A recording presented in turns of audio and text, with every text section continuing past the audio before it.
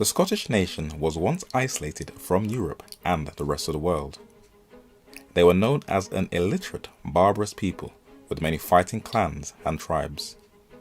But this nation went from isolation, being mocked and discredited by their English neighbours as backwards, where they rose up to become the most influential race of the modern world, influencing and dominating nearly every aspect of the planet.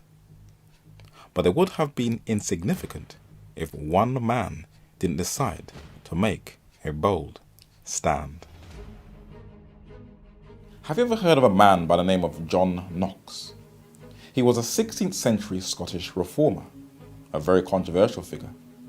To many he is labelled as a chauvinist. But one of his greatest inspirations for him making a stand was him studying the book of Daniel. A journey from England to Scotland by train is very expensive. It is actually cheaper to fly from England to Germany, where you pay half the price. But the scenery is very beautiful. But as you arrive in Scotland's capital city since the 15th century, Edinburgh, the home of the Scottish Parliament, when you come out of the station and take a left, you'll walk up a long flight of stairs. If you are unhealthy, good luck. As you take a left at the top of the stairs and walk through an underpass, within 5 minutes from the station you will see St. Giles Cathedral, also known as the High Kirk of Edinburgh. It is known as the central place of worship of the Church of Scotland in Edinburgh.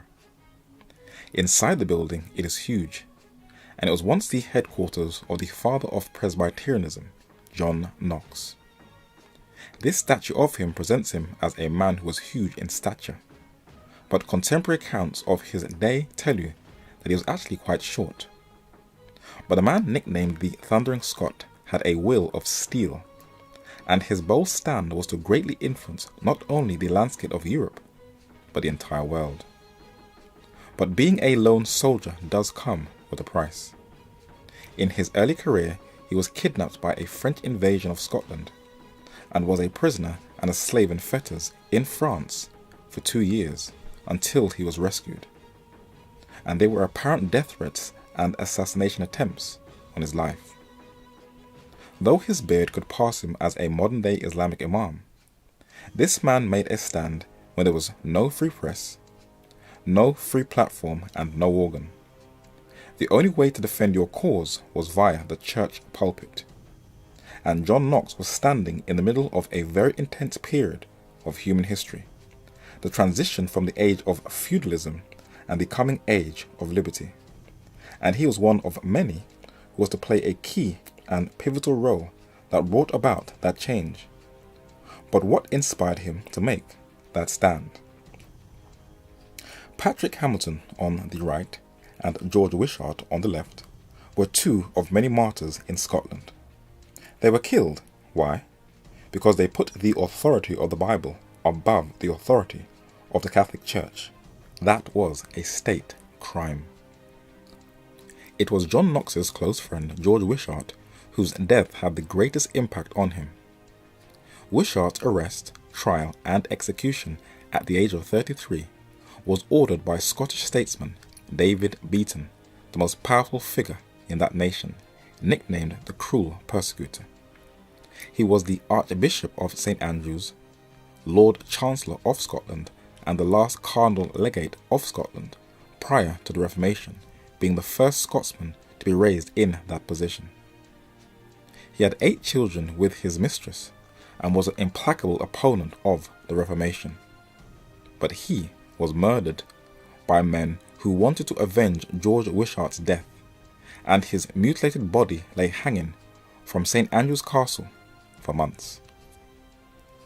John Knox was to learn from these deaths, and he aligned himself and worked within the birthplace of the Reformation, his sister country, England. Off Westminster Bridge is the famous St. Thomas's Hospital that was refounded by a young man who was nicknamed the Young Josiah by the English reformers, King Edward VI, who wanted to reform England, and he appointed John Knox. John Knox became a chaplain in Westminster Cathedral and in Hampton Court Palace, the home of the Tudor monarchy. When King Edward VI continued and elaborated on his father's 1534 separation of England from Papal Rome, Knox was to be a part of that work, where he ministered in Berwick-upon-Tees, Newcastle, Kent and London, and left his mark on the Church of England, being a chief foster father of English Protestantism, who shaped the Articles and contributed to the Book of Common Prayer. But the young king's life was cut short. He got an illness and died at the young age of around 15 or 16. And though he tried at all costs to exclude his sisters from being his successor to the English throne, his older sister, Mary Tudor, was to turn England into a bloodbath during her 5-year reign by setting alight all those who put the word of God above the authority of the Catholic Church. John Knox fortunately fled the country in 1553 to France. And today, modern secular-minded, papal-leaning historians are trying to downplay the roughly 288 martyrs and those who also suffered imprisonment, torture and famine during her reign. English reformer and editor of Matthew's Bible, John Rogers, was the first Protestant martyr during Mary's reign. He was followed by other Protestant ministers, from left to right: Hugh Latimer, Nicholas Ridley and Archbishop Thomas Cranmer. The blood of the martyrs is the seed of the Church, and they did not die in vain. In Smithfield in London was the beginning of martyrdom, and St. Bartholomew's Hospital on its wall is a monument dedicated to the Smithfield martyrs, and the name that is engraved at the top is John Rogers, who was martyred in 1555. Not far from that monument is the Church of the Holy Sepulchre, known as St. Sepulchre without Newgate, and his name is also written at the top as Vicar and First Protestant Martyr. In Oxford is a monument as can be seen in the centre of the road, and at its top on the steeple are the martyrs Thomas Cranmer, the Archbishop of Canterbury, Nicholas Ridley, Bishop of London and Westminster, and Hugh Latimer, chaplain to King Edward VI. Their names are engraved on the monument, but why were they martyred? It tells you. To be burned, bearing witness to the sacred truths which they had affirmed and maintained against the errors of the Church of Rome. But their fellow reformer John Knox is sadly being undermined, and is presented to the public as an unbalanced, fanatical killjoy who brutalized the young teenage queen, Mary, Queen of Scots. The play in the Royal Lyceum Theatre in Scotland is called Glory on Earth, and it ran from the 20th of May to 10th of June 2017. And as you listen to the responses from the crowd, Knox is ridiculed, and one journal said that it is a call to arms for young women everywhere.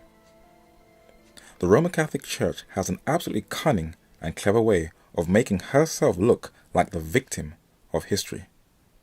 And the narrator has learned from a teenager that the best way of studying history is to go to the original documents. On a road called Seething Lane in London still stands a house that was once the centre for gathering intelligence for the English government. Its name still bears the title of its former occupant, Walsingham House, and his documents can be found in the official archive of the UK government, a building in Kew in Richmond in Greater London, the National Archives, that has documents dating back for more than 1,000 years.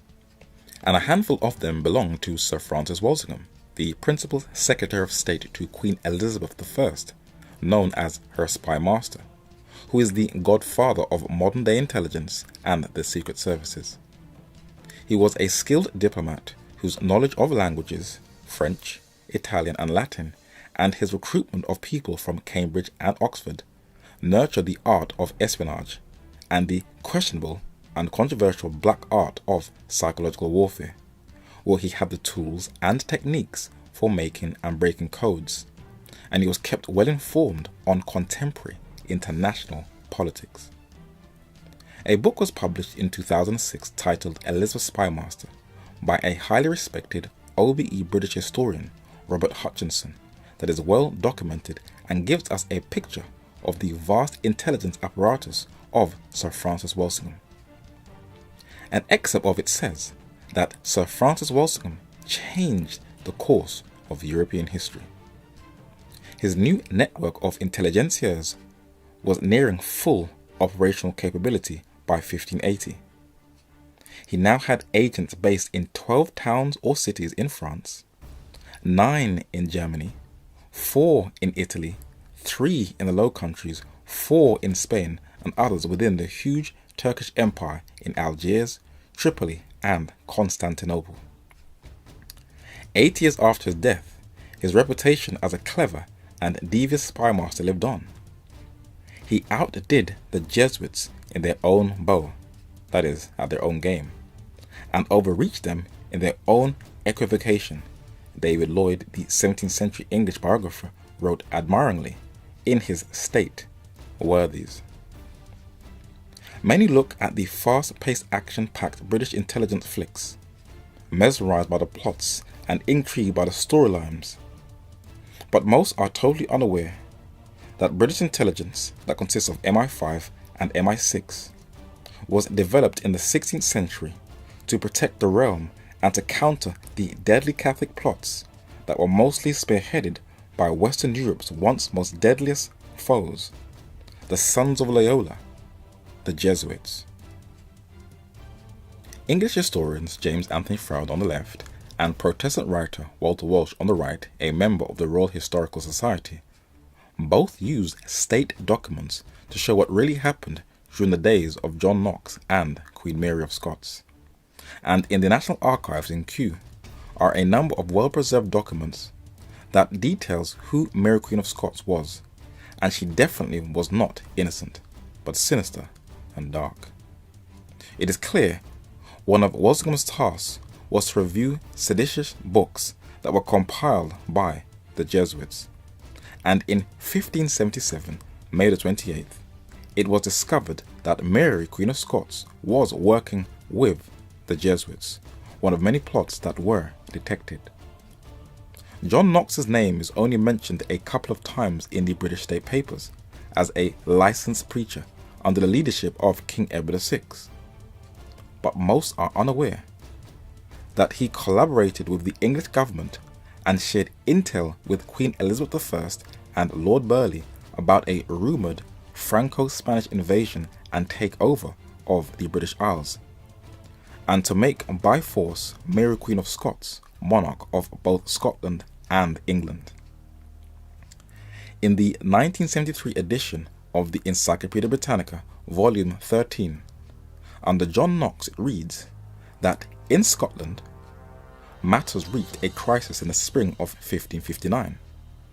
At this juncture, Henry II of France died and power fell into the hand of the Guises, the brothers of the Queen Regent and uncles of the young Queen of France, Mary, Queen of Scots.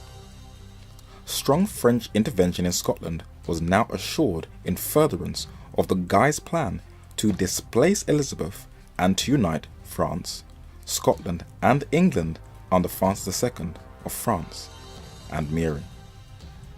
A French victory in Scotland would place Elizabeth and England in grave peril. If not for religious, then for political reasons, it behoved England to make common cause with the Scottish Reformation. Knox lost no opportunity of driving this fact home to William Cecil, afterwards Lord Burleigh, and Elizabeth. The autumn and winter of 1559 saw the Scottish Protestants in desperate plight. Only Knox's superhuman exertions and indomitable spirit kept the cause in being. In the blackest hour, his great sermon at Stirling put fresh heart into the despairing Protestant leaders and saved off irrevocable defeat. On Knox's resolution alone in those months hung the fate not only of Scottish Protestantism, but of Elizabeth England and perhaps of the Reformation throughout Europe. John Knox was a serious brother, Both himself and Walsingham's painstaking endearing efforts saved Europe of being gobbled up by a complete Roman Catholic takeover by the Franco-Spanish armies. John Knox believed that the confiscated property of lands and houses that were once owned by the Catholic Church in Scotland should be equally distributed to provide for the poor and the needy. But a greedy elite thwarted his plans, and he was very upset. Along with other church ministers, John Knox compiled the Book of Discipline that outlined an elaborate educational scheme from parish school up to university, compulsory for all and free to the poor, where a peasant child, both girls and boys, can get access to education, and not just the nobility and the elite. And he believed not the state, but the church should finance this venture. John Knox, unlike other reformers, was not born into privilege, but from humble beginnings. But he was assisted by some of the nobility. One of them, before his untimely assassination, was James Stuart, the Earl of Murray, Regent of Scotland, and the half-brother of Mary, Queen of Scots. This is how John Knox wanted to reform Scotland. But his nemesis, Mary, Queen of Scots, is pictured as this guilty party by modern-day stage productions. But why was she so eager to govern both the thrones of Scotland and England? There is a reason why. Henry Tudor, also known as Henry VII, was an English monarch of Welsh descent who started the House of Tudor monarchy in England. He had a few children to continue the lineage.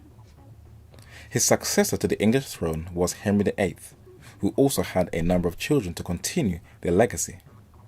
And this allegorical painting shows him seated with his daughter Mary and her husband Philip II of Spain on the left, and his son Edward VI and his other daughter Elizabeth I on the right. Margaret Tudor was the brother of King Henry VIII and the daughter of King Henry VII. She married James Stuart, also known as James IV of Scotland, therefore forming an alliance between the Tudor and Stuart monarchy of England and Scotland. They had a child together, James V, and he married French Queen Marie or Mary de Guise, of the Guise dynasty, that now formed a Franco-Scottish bloodline alliance. James V of Scotland and his wife, Mary or Marie, had a child who was born in Scotland but was raised in France, and she was Mary Stuart, better known as Mary, Queen of the Scots. This queen was therefore a descendant of the Tudors of England, being the great niece of King Henry VIII, the Stuarts of Scotland on her father's side, and the Guises of France on her mother's side. Her son, who the famous 1611 Bible is named after, James Stuart, King James VI of Scotland and the first of England, secured that position, and he was almost blown up by Guy Fawkes and his fellow co-Catholic conspirators in a failed coup who wanted to replace him with a Catholic king in what wasn't accomplished with Mary, Queen of the Scots. When John Knox was summoned to her court, Mary, Queen of Scots feared that her Scottish subjects were more obedient to him than to her. And though she could charm many with her bright intellect, not so with Knox. He told her that both queen and subjects should obey God and not the religion of the monarch, for that violates their human rights. Your will, madame, said Knox, is no reason, neither does it make that Roman harlot to be the true and immaculate spouse of Jesus Christ. John Knox brought Mary to tears. Her authority was being challenged. But as you read through the state papers, Sir Francis Walsingham intercepted a plan in 1568, December the 20th, of an attempt between France and Spain for altering the religion of England, and they wanted to place the Queen of Scots on the throne. In 1571, another plot was intercepted of an attempt of Spain invading England and setting up the Queen of Scots as a monarch. And in 1575, another plan was intercepted where several Scots, refugees in France, attempted to liberate Mary, Queen of Scots, who was under house arrest in England. there was also another reason why the English intelligence was so sharp. In the year John Knox died in 1572, as shown in the film Queen Margot, was the famous St. Bartholomew's Massacre, where roughly estimated 70,000 Protestants were massacred by a Catholic mob throughout France. Neither rank, sex, nor age was spared. In the Vatican, in St. Peter's Basilica, is a statue of Pope Gregory XIII, who the famous 1582 calendar is named after. He sits above his master, the dragon, but he endorsed the massacre. This coin struck by him is a glorification of that massacre in 1572. But who inspired the Catholic monarch Catherine de' Medici, as can be seen in this painting, to conduct this papal bloodbath? In a book titled The Power and the Secret of the Jesuits, published in 1930, by Austrian cultural historian and writer René Philip Miller, he documents that it was Diego Lainez, the second superior general of the Jesuits, back then labelled the Black Pope because of the colour of his ecclesiastical clothing, who intellectually masterminded the massacre after a firm meeting with Catherine de' Medici. Make no concessions to heresy, Lainez had declared, addressing himself to the Queen Regent, who was Catherine de' Medici, but rather uphold the Catholic faith with all your authority. Then will God, mindful of your piety, reserve to you your earthly kingdom and admit you to the kingdom of heaven. If, however, on the other hand, you are unmindful of your duties toward God, then tremble lest, together with the heavenly kingdom, you lose also your earthly kingdom. Sir Francis Walsingham was an eyewitness to this bloodbath, for he was the English diplomat to Paris in France, who just about escaped it with his family, where he smuggled them out. And what he saw was to scar him for life. And he saw what could happen to England and its Protestant subjects if the European armies of Papal Rome were to ever conquer England. These three documents was the indictment of Mary, Queen of Scots. They are a record of her secret liaison with fellow conspirators to undermine the English throne and place her as Queen. This one, titled State Paper 53/18, Mary Queen of Scots, is what Walsingham used at her trial. It was a letter Mary wrote to Anthony Babington of 6 gentlemen who were assigned to kill Queen Elizabeth I. And the 2 ciphers, also in blue leather folio volumes, State Paper 53/22 and 23, are Walsingham's interception of Mary's letters that were written in codes. Walsingham's cipher school was able to decode these secret messages of Mary and expose her as a deadly, treasonous woman. She was executed for her crimes against the state, and her body still lies in Westminster Cathedral, in a well-preserved coffin at the back. But it was John Knox who first hindered her plans. But what was the impact he left in Scotland? Writers like John Lorenz von Moschim, the German Lutheran church historian, preserved his legacy in his famous work, An Ecclesiastical History. Philip Schaff, the Swiss-American German-educated Protestant theologian, also preserved John Knox's legacy in his History of the Christian Church. And Thomas Macrie or Macrae the Younger, a Scottish minister and church historian, wrote one of the first biographies on John Knox's life. Scotland was an isolated country from the rest of Europe, known for its fighting clans. But Knox was to put it onto the highest planes in Europe. Thomas Sowell is an American economist and is currently a senior fellow at the Hoover Institution at Stanford University. He wrote what the Scots were like prior to and after the Reformation. In his book Intellectuals and Race, he said, "In earlier centuries, Scotland had been one of the most backward nations on the fringes of European civilization. Later, Scots had a spectacular rise to the forefront of European civilization. As far back as Roman times, Scotland lagged behind England, and as late as the 14th century, there was said to be no Scottish barons who could write his own name. Scottish agriculture was primitive, and its industry virtually non-existent. The people were illiterate, and there was no law and order except for the arbitrary edicts of local clan chiefs.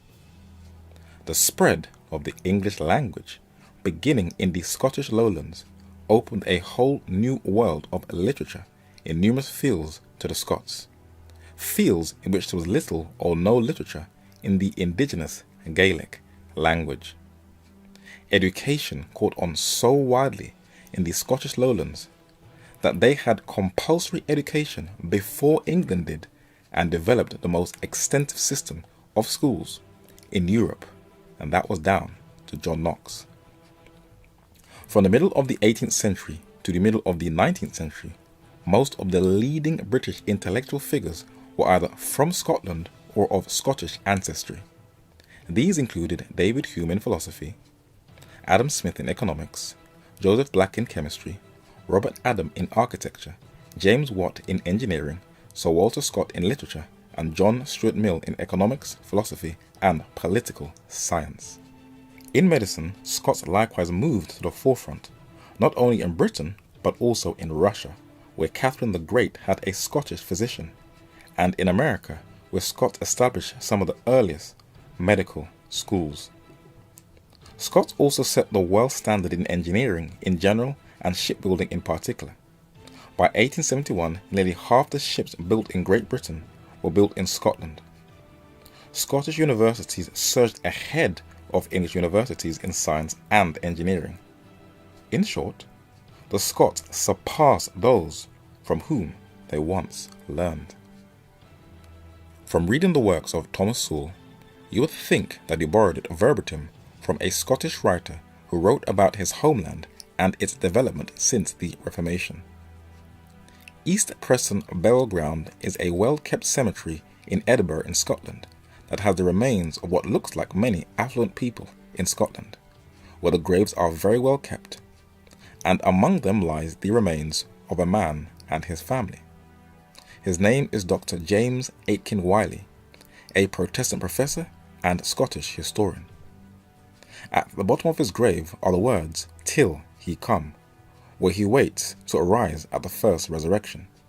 But until then, let us resurrect his words.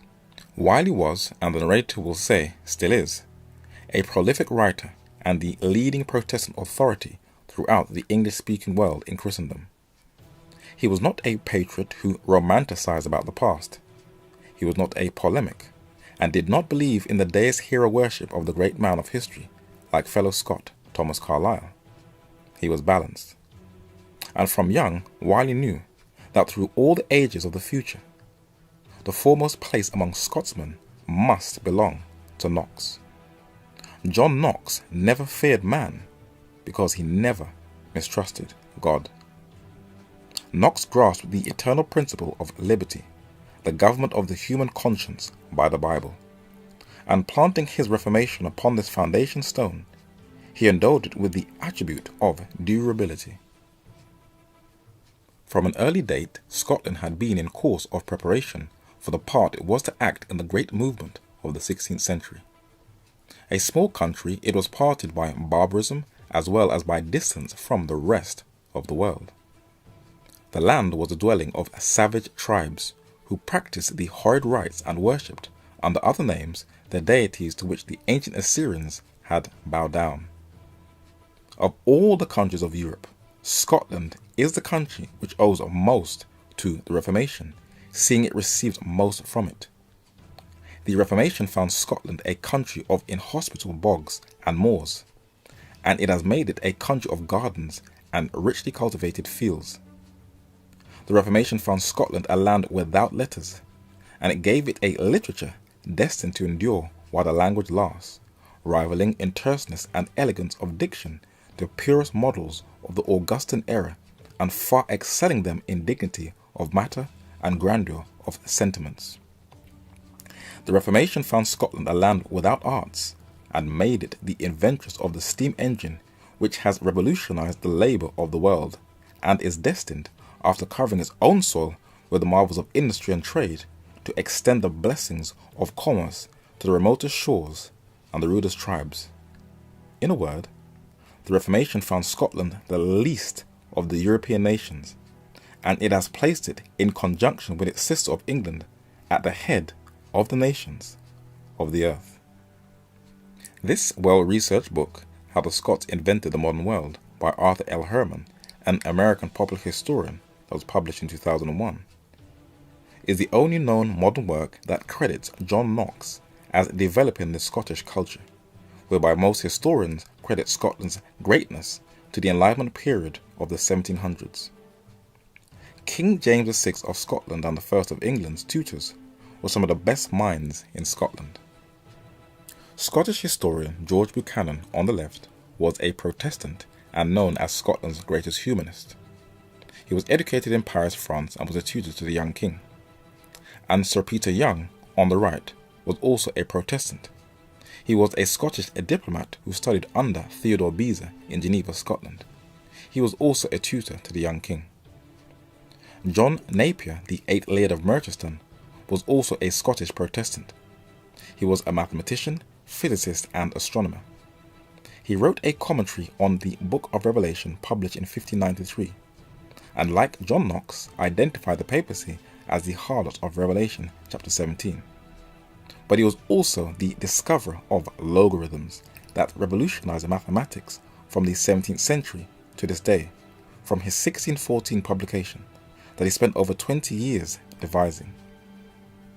Both the knowledge of science, math, and the Bible were interchangeable at that time period, and one Scot made some very serious contributions. Alexander Cruden was a Scottish author who made one of the earliest concordances of the Bible. In Camden Passage, a small alleyway in Angel in North London, is where he lived and where he died, and there is a monument just above this restaurant on the top left, where it describes him as a humanist scholar and intellectual, a tutor-appointed bookseller to Queen Caroline in 1737, who compiled the concordance of the Bible. But the Scots were to also influence philosophy, literature, architecture and construction, economics, building on England's foundation, and in the field of science, where its top academic institutions, like the University of Glasgow, where it trained many of the leading men in the 1700s and onwards. In London's Piccadilly, the white building on the right houses the Royal Astronomical Society, that encourages and promotes the study of astronomy, solar system science, geophysics, and closely related branches of science. Thomas Dick, the Scottish church minister and scientist who harmonized the Bible and science, was educated at the University of Glasgow. Joseph Black, Scottish physician and chemist, is best known for his discoveries of magnesium, the concept of latent heat, and the rediscovery of fixed air that we call today carbon dioxide.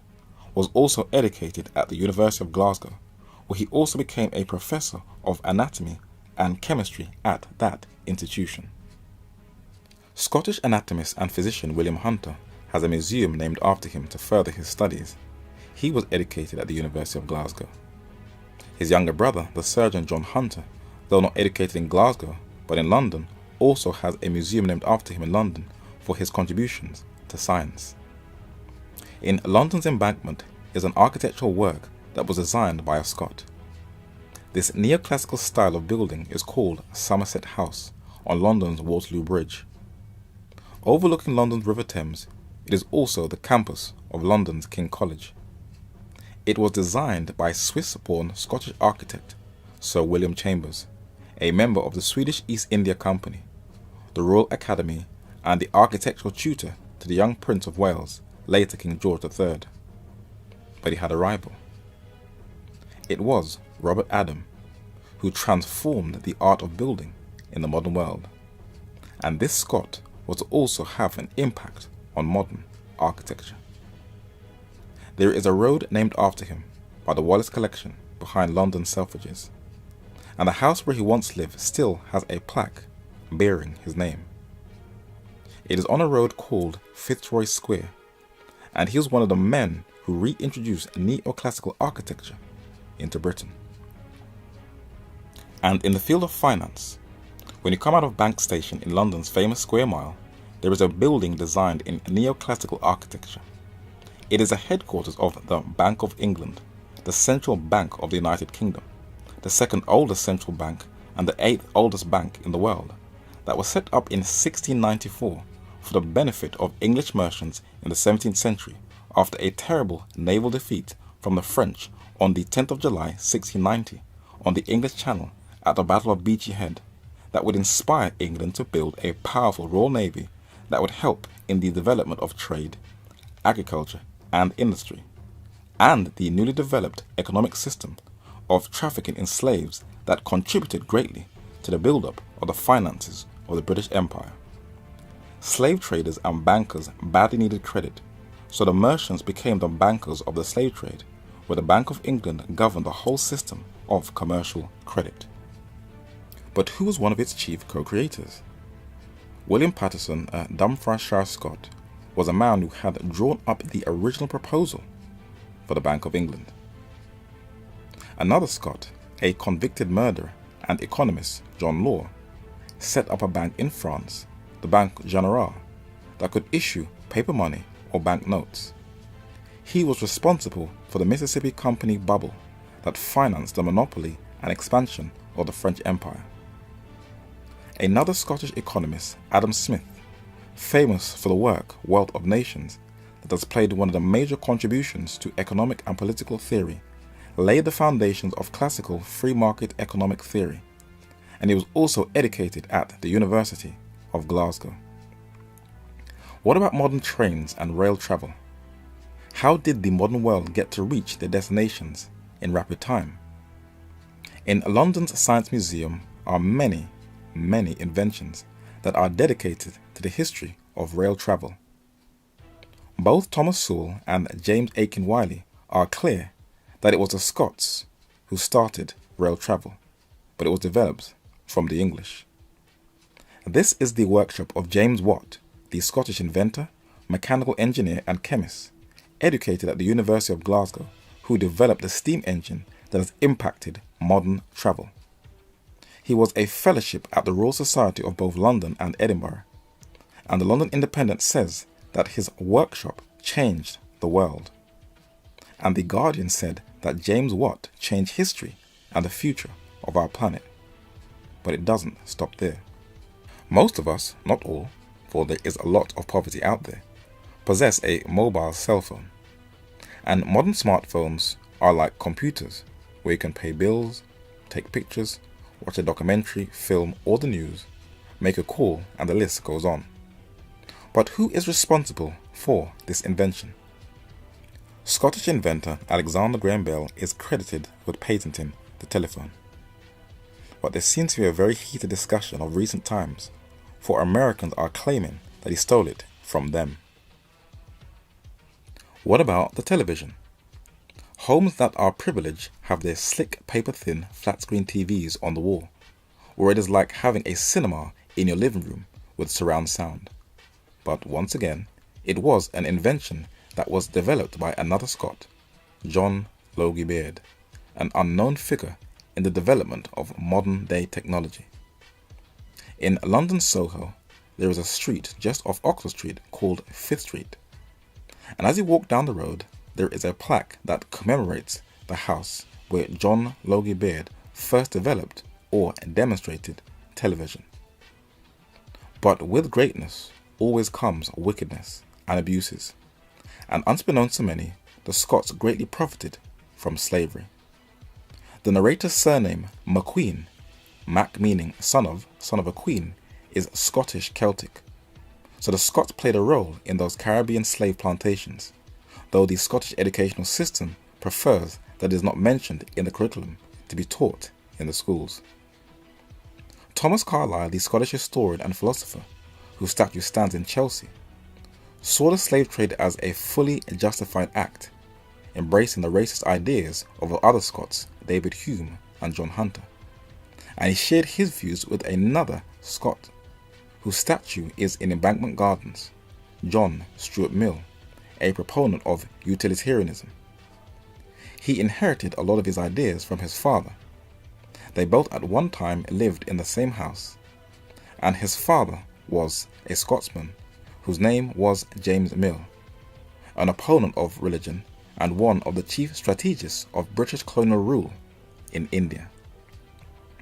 When Britain ruled India, the jewel in the crown it was called, they left some very bad scars, famines, massacres, and by the time India got its independence in 1947, over 90% of the population were illiterate.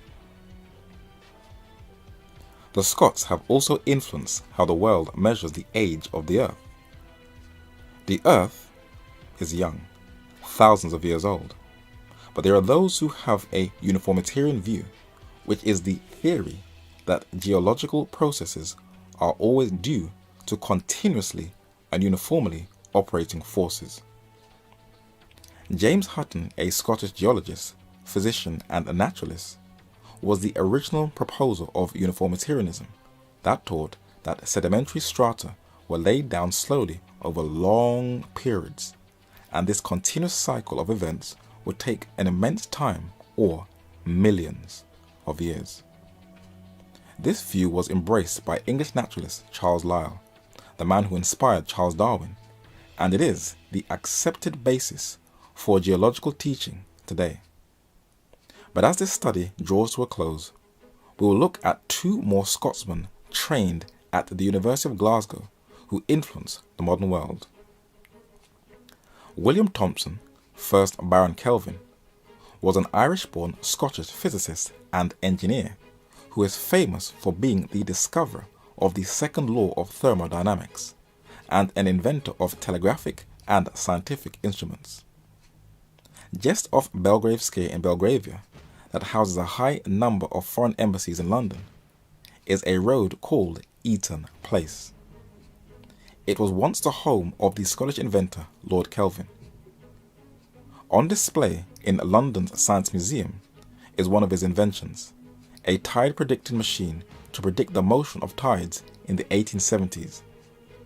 But the most influential chemist of the 19th century also had a classmate who was studying in his chemistry class, fellow Scot and medical missionary and explorer from the London Missionary Society, David Livingstone, who has a sextant in his hand.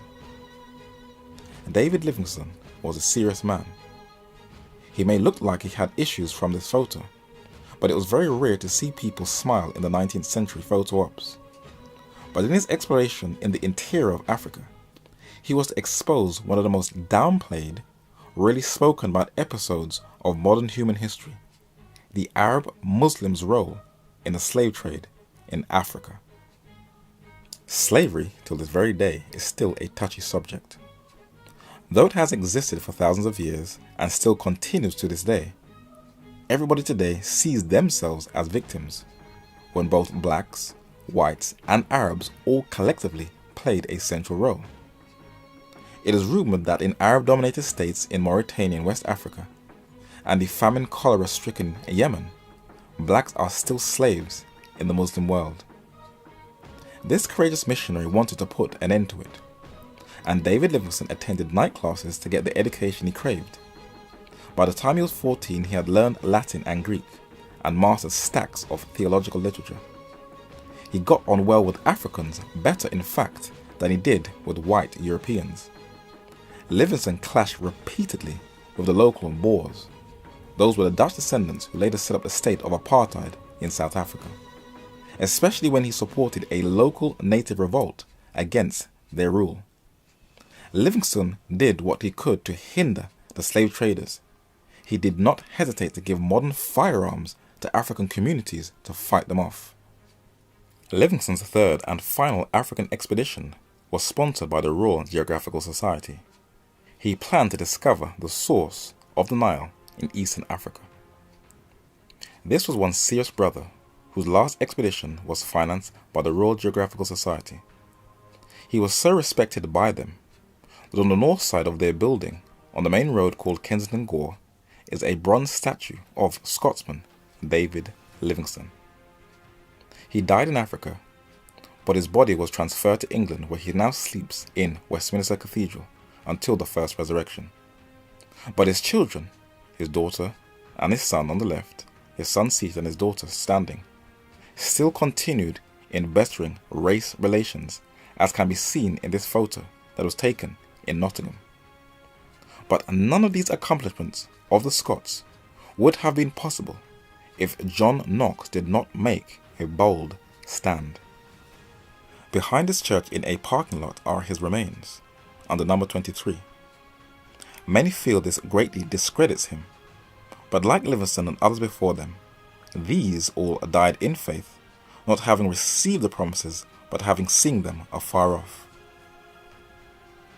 John Knox was to preserve many of his theological and prophetic beliefs that he committed to his two secretaries, that many reformers and churches in succeeding centuries in the English-speaking world were to continue to expound upon in their prophetic discourses of where they were in time. Knox preserved it in his The History of the Reformation of Religion within the Realm of Scotland, that was published between 1559 and 1566. At Easter, after Anno 1547, came to the castle of St. Andrews John Knox, and so the next Sunday was appointed to the said John to express his mind in the public preaching place, which day approaching, the said John took the next written text in Daniel, the 7th chapter, and made a short discourse of the 4 empires, the Babylonian, the Persian, that of the Greek, and the 4th of the Romans.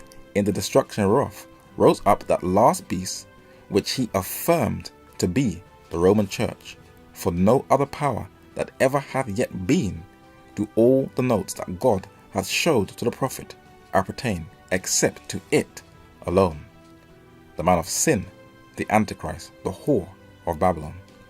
And what will this power attempt to do? And shall speak great words against the Most High, and shall consume the saints of the Most High, and think to change times and laws, and they shall be given into his hands until a time, and times, and dividing of time. This was John Knox's expose of Daniel chapter 7. Unfortunately, the Banner of Truth 1982 and 1994 reprint edition edits out the 4 kingdoms in Daniel chapter 7. Whether it's deliberately or by mistake, the narrator cannot say. But that is why the narrator only deals with originals. John Knox left his mark on the planet, both in the religious world and in the secular world. And even though there are those who are trying to eclipse his legacy, it was the martyrdom of his close friend George Wishart and his study on the book of Daniel that shaped his worldview and steered his path towards reforming a state. We are living in a time where church freedoms are slowly and gently being chipped away, each and every day. And while there are many who are scared, those who carefully study the book of Daniel, like John Knox, will not worry about the future at all.